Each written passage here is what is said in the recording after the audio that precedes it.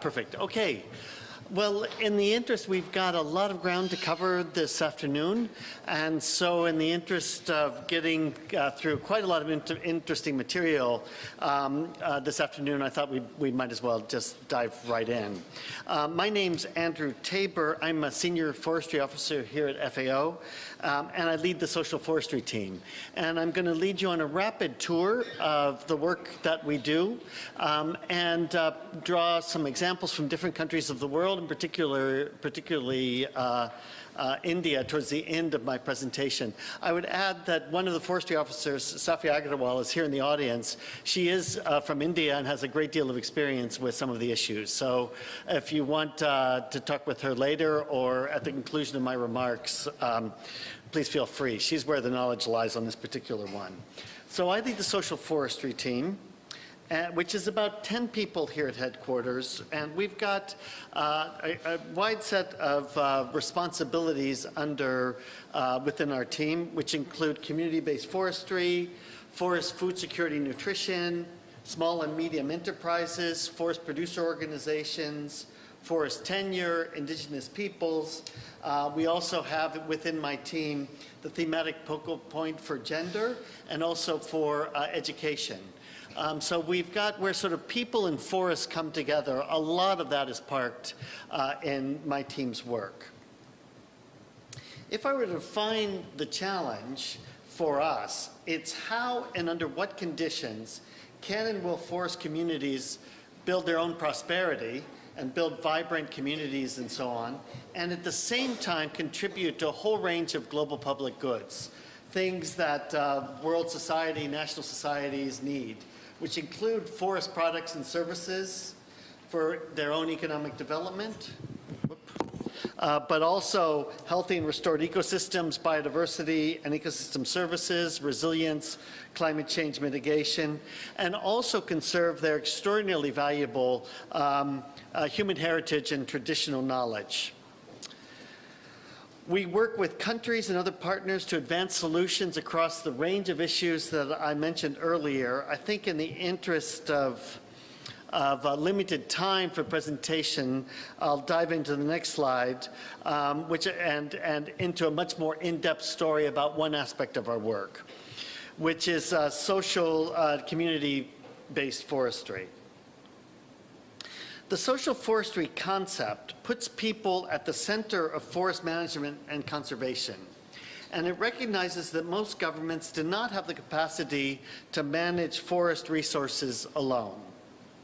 Since the 1970s, countries have moved rapidly to adopt various approaches to facilitate people's participation in forestry. But I would say that there still is an awful lot more to do, as I'll get to in a few moments. So some of the things which you'll be familiar with are joint forest management, community forestry concessions, extractive reserves, in some countries sustainable development reserves, et cetera, et cetera. There have been a variety of mechanisms to move forward community management of forests. Here at FAO, we use quite a broad definition, which includes both collaborative, communal owned lands by communities, but also smallholder forestry. It includes formalized, customary, and indigenous initiative, as well as government-led programs. And in the figure, you can see the sort of range from passive participation under tightly controlled government programs on the left, what you might call participatory conservation, all the way across to private ownership on the right, where there's fully active control by communities and or smallholders. So there's a whole range of solutions in that area. In terms of the extent of community-based forestry, nearly a third of forests have been devolved in terms of ownership or management to communities and smallholders. This is a huge proportion of the global forest estate, and in all likelihood, it will grow in the future. You can see from the figures contrasting, well, across actually most regions, it's about 30%. Africa is relatively low so far. If you look at sort of a global overview, people's participation in forestry has involved significant transfer of rights to communities, including indigenous people, in some countries. So in the case of China, Nepal, Philippines, Australia, and Canada. You'll note both countries from the developing world, but also countries like Australia and Canada. The most extensive transfers have been in Latin America. For instance, 80% of Mexico, which is an interesting case study, which I'll describe, it's about 44% across Central America. In South America, it's around 30 to 50% of the forest estate. Depends a lot on the individual countries.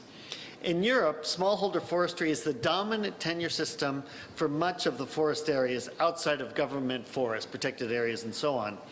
And up to 75% of the total forest area is under private forestry. FAO has invested a lot at looking at this and the issues over the past 40 years. There have been periodic, around every 10 years, there's been a review of where things are in terms of community-based forestry. But the reality is the impact, information on the impact is incomplete, incompatible, and somewhat patchy. And as a consequence, we recently have developed community-based forestry and tenure frameworks, which we're just about to release, which are shown here. They're not quite out yet, but which will enable countries to assess where they are and what needs doing in terms to make community-based forestry more effective. We've conducted assessments in 15 countries across Asia, Africa, Latin America, and Europe. Some of the most cogent findings. Increasingly, countries are recognizing the rights of indigenous other communities and institutionalizing community-based forestry, CBF, into their development strategies. Rights are being extended to cover subsistence, to market access needs, but also supporting private company linkages. Rights are being extended to planting and harvesting trees, and governments are providing support. But it really varies from country to country. Some of these processes are well advanced, for instance, in China and Vietnam, where there's been very effective technical assistance, market access credit facilitated by governments. Studies have shown significant successes under some conditions in forest management, protection, restoration, while improving local community subsistence and livelihoods. So there's evidence that this can be successful. But success has been limited to relatively few countries. If I would say that we've done better in terms of livelihoods. Well, we've done better in terms of conservation in some ways than livelihoods, but there's lots more to do. Devolution has provided limited rights to forest lands, trees, and high-value resources. And even when legally recognized, rights are not documented, leading to open access or de facto state control. Even when documented, rights are not protected. So for instance, there can often be conflict with mining or other demands on the land. So they may have title, but then mining companies and others can come in and take control. Even when protected, there can be excessive bureaucracy. The same kinds of forest management plans that may work for a very large forest concession may not be appropriate for smallholders and community forests. It needs to be planned and developed according to their needs. And often rules, permit systems, and taxes are not well set up to meet the needs of this sector. But when all of the above are provided, there clearly are significant benefits to forests and communities, as you can see from Mexico, Nepal, Brazil, China, and Vietnam. In none of these countries is the work done, but there's real evidence that this can deliver good results for forests and people. I thought Mexico would be a good example to look at in more detail. In Mexico, 70% of forests are managed by communities.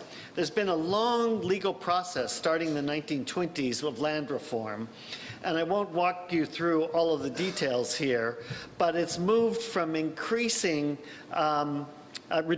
government control and increasing community control over multiple decades.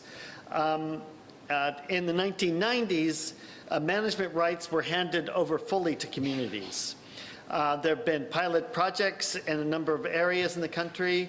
And more recently, the government has facilitated transfer of significant amounts of funds from payment for ecosystem services to communities.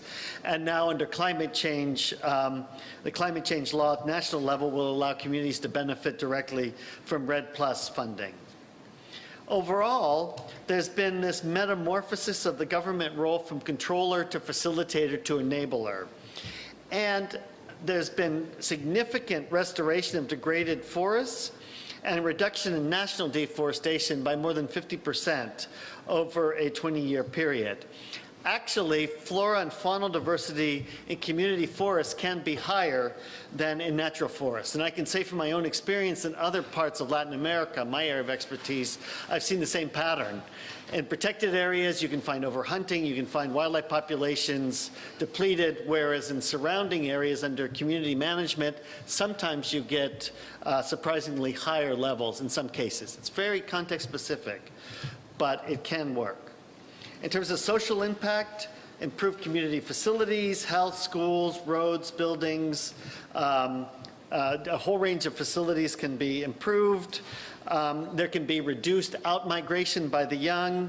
In some cases, for instance, in Mexico, the kids, instead of moving to the big cities, which is so common elsewhere, many of them are staying behind to manage forest businesses, some focused on export markets. There's better opportunities staying at home with their families and managing the forest well for the future. So what's the key here? There's really kind of 6 things that need to be addressed to make community-based forestry work. You've got to address tenure, you've got to have an enabling regulatory framework, you've got to have strong governance, you've got to have viable technology, you've got to have good market access, and you've got to have a supportive bureaucracy. All of these things need to line up to open the door to successful CBF. I don't think I've got time to go through some of our other work, but I thought I would jump in to a next couple slides, which talks about the India case in particular. So in the case of India, and you all know the country far better than I, but I may refer to Safia as I make these remarks. There's about 70 million hectares of forest in the country, of which slightly under a quarter, which is slightly under a quarter of the country's area. Public ownership is about 60 million hectares, and private ownership is about 10 million hectares. The Indian Forestry Act from the colonial period in 1927 was the primary legal framework which gave control of forests to the state governments. In 1980, the Forest Conservation Act transferred authority to central governments. In the National Forest Policies of 1988, promoted a role for local communities in forest protection and management. And I believe that's when the concept of joint forest management came into practice. Currently, community-based forestry covers about 1/3 of the forest estate. And India is reporting some increases in forest cover, although albeit fairly modest. But it's important to remember much of this is plantations, and that the natural forest cover is continuing to decline. And there are also problems with protected areas being diverted to mining and infrastructure development. Other things going on in India include the Green India Mission, which is a 10-year program to improve quality of 5 million hectares of degraded forests and bring another 5 million hectares of non-forest areas under forest cover through social and farm forestry. And I would add that we have related work under discussion with the Ministry of the Environment, Forest and Climate Change to perhaps strengthen some of this work. And there's other FAO work in country related to this. Also, there's the Mahatma Gandhi National Rural Employment Guarantee Scheme, which aims to improve livelihoods through intersectorial approaches, but there have been calls for convergence with this to emphasize afforestation, tree plantations, horticulture in common and forest lands. The scheduled tribes and other traditional forest dwellers issues are complex. I think you all as forestry students must be familiar with the FRA, the controversies and issues over this. In fact, there's been some recent issues even over the past couple of weeks. But the potential reach is huge, something like 40 million hectares of forest lands and potentially 150 million hectares. So how to balance conservation and how to balance the needs of these forest communities, equity and rights are some of the big challenges that the country faces. But I think there's some real prospects, at least from our experience in other parts of the world. So the potential of community and smallholder forestry. Scaling up community and smallholder forestry can have multiple benefits. We clearly have evidence that it can improve the management and conservation of forests, contribute to national commitments to reverse climate change, and improve livelihoods. But we need tenure addressed, we need an appropriate regulatory framework, we need strong institutions with well-trained staff, and I think that's exactly, you represent the future for that sort of work. We need to strengthen community and smallholder capacity, and we need to support livelihoods improvements. We need to come up with livelihood options that are virtuous environmentally and for these communities as well. And they will need technical and financial support, market information, and linkages through extension services. I fear I've gone on a bit long, but I think in the interest of time, we'd probably better pass. I don't know, do we have time for a few questions, or do we need to move on? So I'll stop there. I apologize for talking so quickly, but we've got to sort of squeeze 2 talks into one session, so I had to rush through the material. Excuse me, sir? So from what I can garner from this presentation is that the community-based forestry focuses only on the 2 dimensions, that is production of wood and the livelihood aspects of forest. So the wildlife management, the other ecosystem services are neglected. For example, we took the case of India. The slide showed that there are 70 million hectares of forest, and this Traditional Forest Dwellers Act has a potential reach up to 40 million hectares. But if we go by this concept of community-based forest, we are focusing only on the 2 aspects only.